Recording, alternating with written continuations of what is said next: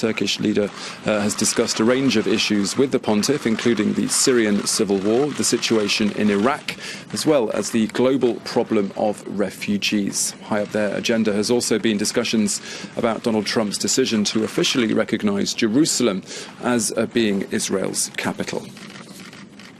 Well, for more on the Turkish president's visit to the Vatican, we can speak now live with Joseph Ronan, a businessman and member of Catholic Voices, who joins us now from the city of Newcastle upon Tyne in the United Kingdom. Thank you very much for being with us here on France 24. These two men come from very different faiths, but they're clearly hoping to find some kind of harmony here at the Vatican. The issue, of course, of Jerusalem and Donald Trump's decision to recognise the city as being Israel's capital being a key talking point, in Italy this Monday. Yes, indeed, and that's the issue that we are led to understand brought them together. When this was announced in December, President Erdogan spoke to Pope Francis by telephone, and this meeting today probably follows on from that. Both Francis and President Erdogan obviously feel very strongly that the status quo in Jerusalem is something to be protected. President Trump has not yet said when, if anything, things will happen. But it's a key issue, not just from a political point of view, but because that city is so important to Christians, to Jews, and to Muslims. And the United Nations and many other countries have wanted to take a very cautious approach to any political changes affecting Jerusalem.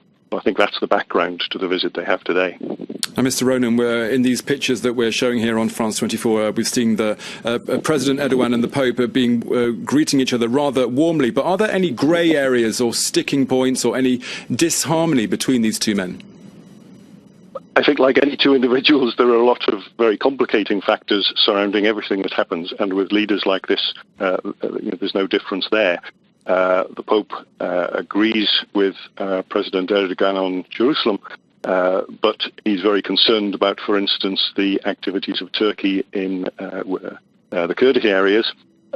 Many Christians live in areas which are now under the control of Kurds, where they have beaten back the ISIS forces in Syria. So it's a very complicated situation. The Pope is concerned about those people.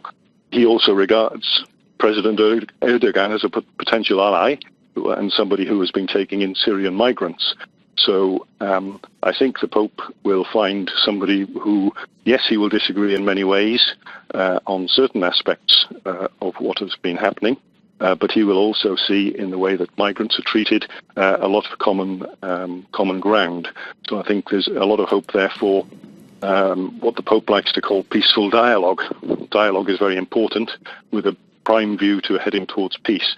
And I think both these leaders have indicated that that's their goal. Whether they agree on the particular ways of getting there, time will tell.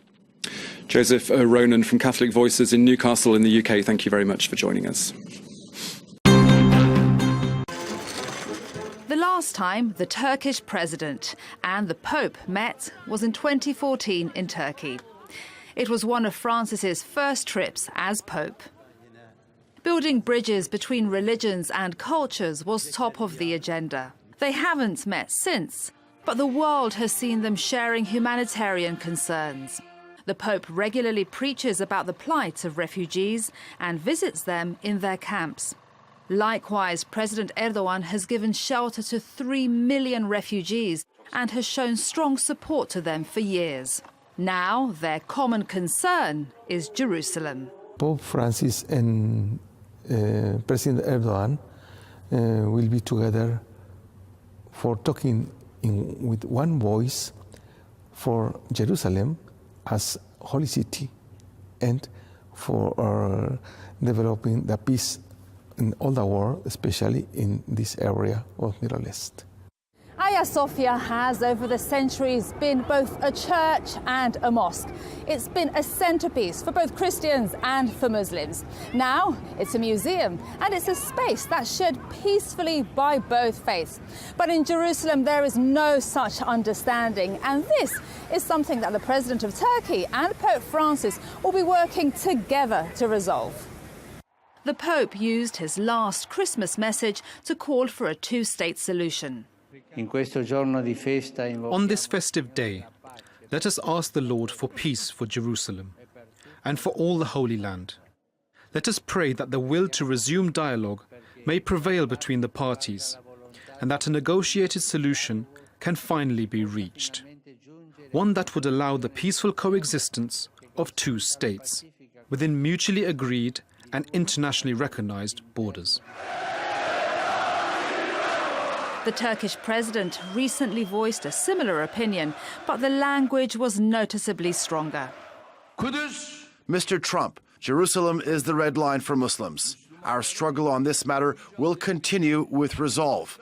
As a matter of fact, this can go as far off as breaking off our diplomatic relations with Israel. In December, the Pope and the President spoke by phone. Together, they expressed their satisfaction with a UN resolution calling on the US to withdraw its recognition of Jerusalem as Israel's capital. Now, the Pontiff and the President will meet in person on Monday to take on the Israeli and the Trump administration. The meeting will focus on the future of Jerusalem. Both leaders voiced their concern over the US decision to recognize it as Israel's capital. Islamophobia and terrorism will also be on the agenda. Well, Maria Ramos joins us now from the Vatican. Maria.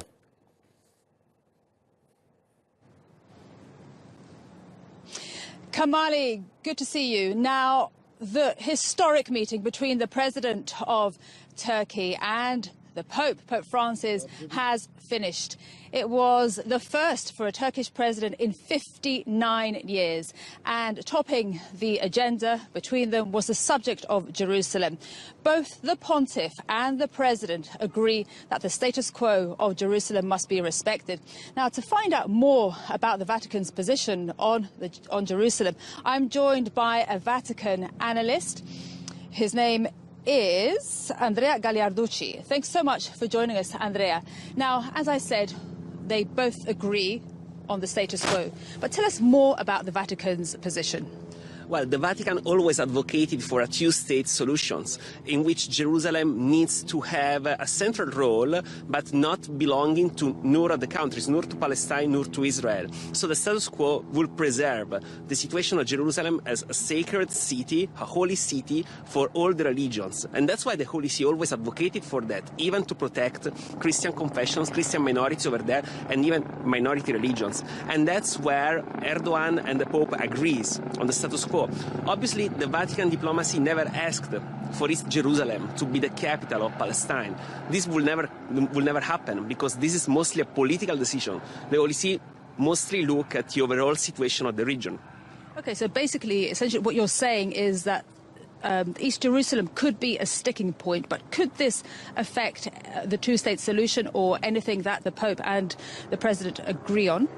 Well, it can be. It was probably part of the talks. But mostly not of the Pope Erdogan talks. The President then went to the Vatican Secretary of State, that is the head of Vatican diplomacy, and so they delved mostly into the more detailed issues. So the Pope and Erdogan mostly spoke about the general issues, in my view, as it always happened for the Holy See diplomacy. These, the disagreements will be affected on a diplomatic level, mostly than on a Pope-President level. Okay.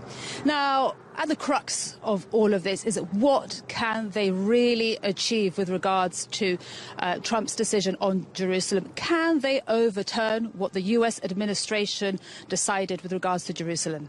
Well, they cannot overturn that because it's Trump's decision, it's Trump's administration decision, and no state can get into the decisions of any state. It's obvious that all the public opinion, including the Holy See, worked a lot and made a lot of statements agreements about this respect of the status quo. And Trump's decision in some ways harms the status quo because it recognizes Jerusalem as the capital of one state, not of two states, not as a holy place for all the religions. But actually, the Vatican can work mostly as a mediator between the parties, as they always did, trying to find a common solution that can be fit for each of the parties. Okay. Now, talk to us a bit more about the Vatican's role as a mediator. We know that international diplomacy for the Vatican has been something quite symbolic and important with regards to the US and Cuba. Tell us more about this. Well, we should remember that the Vatican, has a sovereignty as a small state, but the state is just a tool for their mission. And their mission is that of, bringing the Catholic faith in the world and even working for the common good of human beings. So the Holy See has 183 diplomatic ties with nations. I think just the US has more diplomatic ties than the Holy See.